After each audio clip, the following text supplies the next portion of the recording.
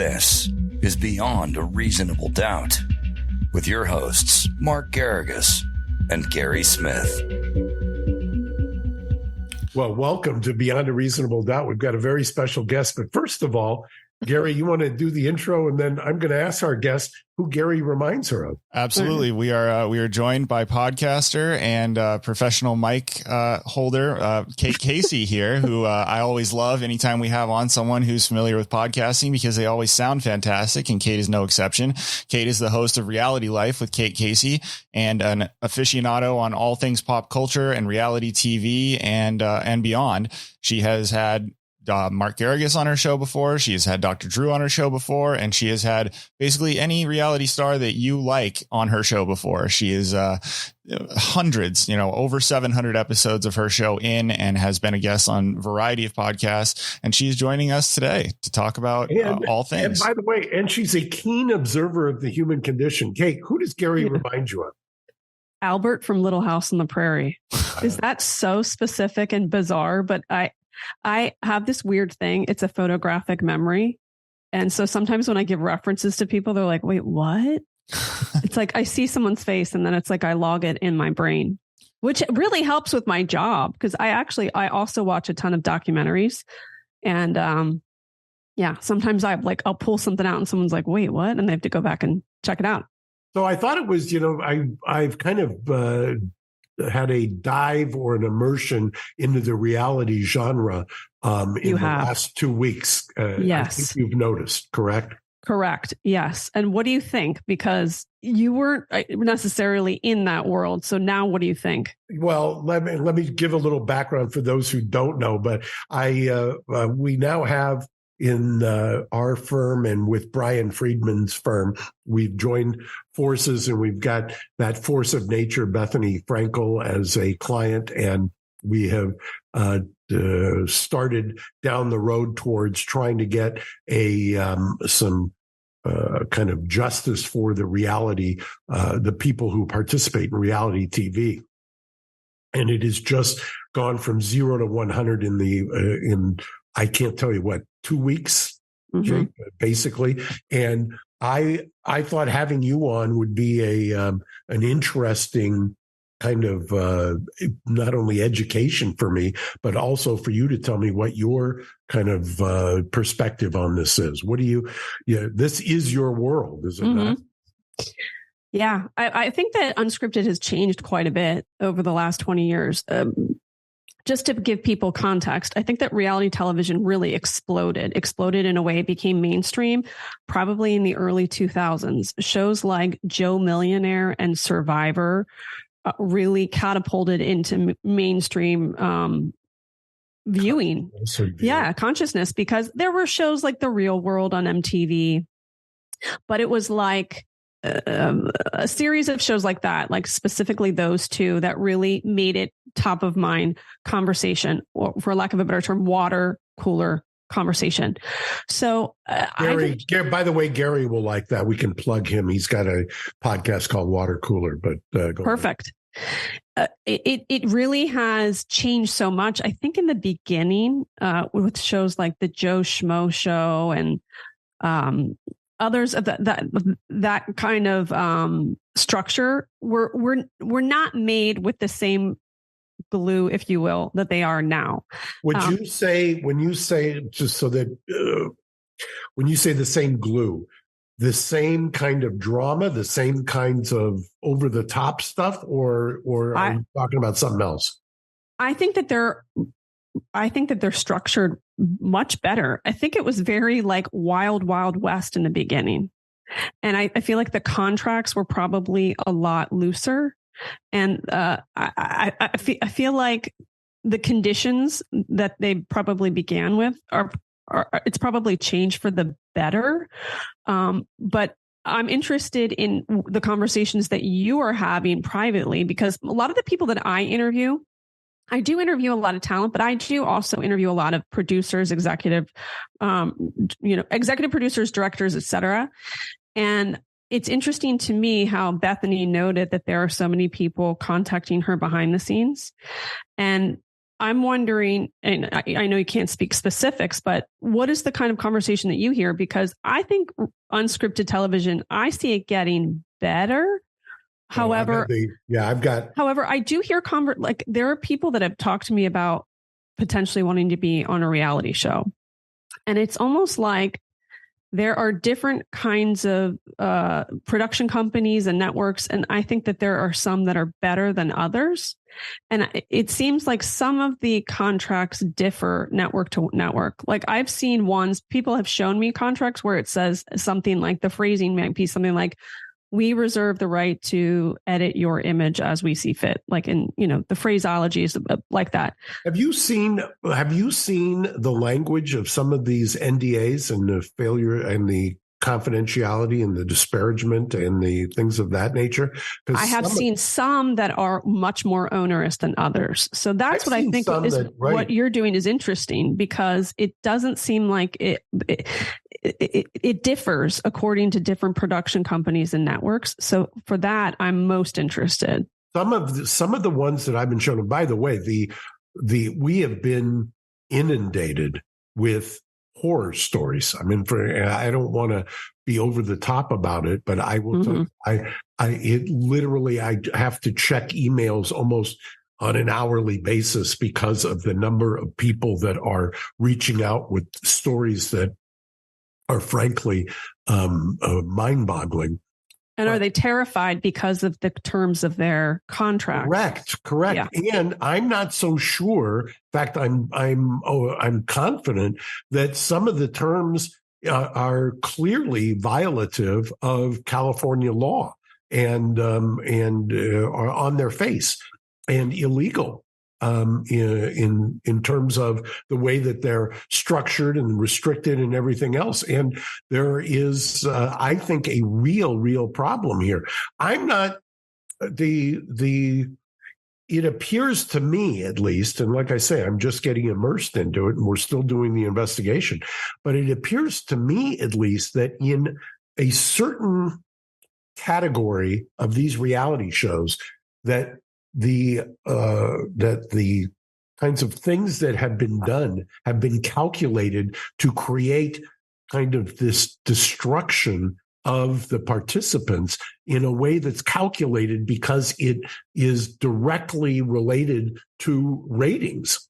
And that, I think, when you have that causal nexus, that's a real problem legally. I also think that, unfortunately, with unscripted television, it's probably the perfect place for someone who is naive to sign a contract, right? They're not sophisticated. They're not very savvy. Most people that apply for shows didn't occur to them that they need an agent or a lawyer. And some networks, not all, probably use that to their advantage to get people to sign those onerous contracts because they're not very sophisticated. Well, I think there's also, I think you're right. That these contracts are coercive and basically unconscionable. I mean, there's some, that's the word that I keep coming back to as I looked at it, is just how can you even think for a second that you're the one who's drafting these things? You're putting in these terms which are violative of the law, and you're having somebody who's at a complete disadvantage trying to sign them, and then you're paying them a pittance, and then you've got liquidated damages, which dwarfs the amount that you're paying them on its face. I mean, the whole thing is just it makes me queasy in a lot of ways. And you're taking, and at the same time, you have to understand, wouldn't the kind of predatory nature of this in a lot of ways, which I think is what you're referring to, right? There's this desperation to get the attention, and we're going to take advantage of that. How will the terms of a union structure differ from scripted? I'm not so sure that it should. In fact, I think that's one of the reasons that you saw on Friday, I believe, that SAG-AFTRA came out and is now supportive of the whole movement. And what we were just, flashback 2 weeks ago, before this all started, and before Bethany was out there, nobody was talking about reality and linking it to this labor movement. Now there's been this combustible joining or collision of the two, and actually kind of joining forces. And I think you're going to see this week a lot more coming about. And I'm not so sure that it shouldn't be linked, and that they shouldn't, why there's this artificial kind of separation between scripted and unscripted makes, you tell me, why does that make any sense? Well, I wondered too, because I don't think it's been mentioned, and I was interested to hear more from you today about what you kind of have in store. But did your team also want to include the crew like they're doing in the scripted? Because Absolutely. It seems like there's been lots of discussion about talent, but I wondered if you had that part of it too. Yeah, absolutely. I mean, okay. And for a variety of reasons. I mean, I don't think that you can separate them out for the same reason that SAG doesn't think you can separate them out in the scripted world. I mean, you have to take. I think you've got to take a approach that is 360 degrees, and that would include crew and behind the scenes and things of that nature. I mean, there is a revolution occurring in this whole industry, and you've seen that originally. I think in the scripted world, they thought, or the studios at least thought, that they were going to just wait this out, that they could kind of break the back of labor.